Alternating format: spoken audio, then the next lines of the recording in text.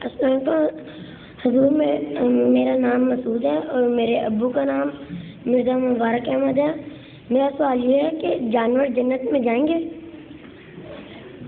جانور جو ہیں وہ جنت میں اس لیے نہیں جا سکتے، نہ جائیں گے بظاہر، کہ جانوروں کے لیے ہمارے علم میں کوئی شریعت نہیں ہے، اور جنت ہے ایسے لوگوں کے لیے جو برائیاں کر سکتے ہوں لیکن نہ کریں، اچھائیاں کر سکتے ہوں اور اچھی باتیں کریں، ان کے لیے جنت ہے۔ تو جانوروں کی زندگی تو کنٹرولڈ ہے جینیٹیکلی، اس لیے ان کے لیے نہ سزا ہے نہ جزا ہے۔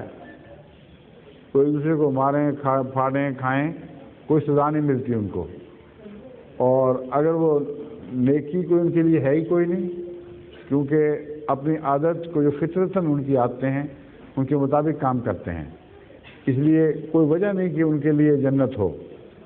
دوسرے، جہاں تک قرآن شریف کا تعلق ہے، قرآن کریم نے جو جنت کا تصور پیش کیا اس میں کوئی جانور دکھائی نہیں دیتے، سوائے ایک بات کے کہ پرندوں کے گوشت کا ذکر ہے۔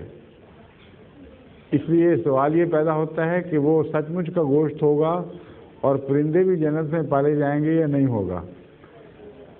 میں سمجھتا ہوں کہ وہ روحانی معنوں میں باتیں ہیں، سچ مچ کے پرندوں کا ذکر نہیں ہے، اور قرآن کریم سے پتہ چلتا ہے کہ اس جنت کو ہم نے نہ دیکھا، نہ کسی آنکھ نے دیکھا، نہ سنا، وہ اور قسم کی چیزیں ہیں جنہیں ہم نہیں سمجھ سکتے۔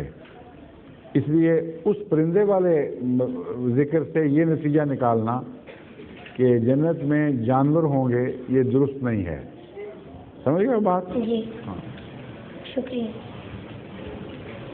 ظہور مہدی آخر زمان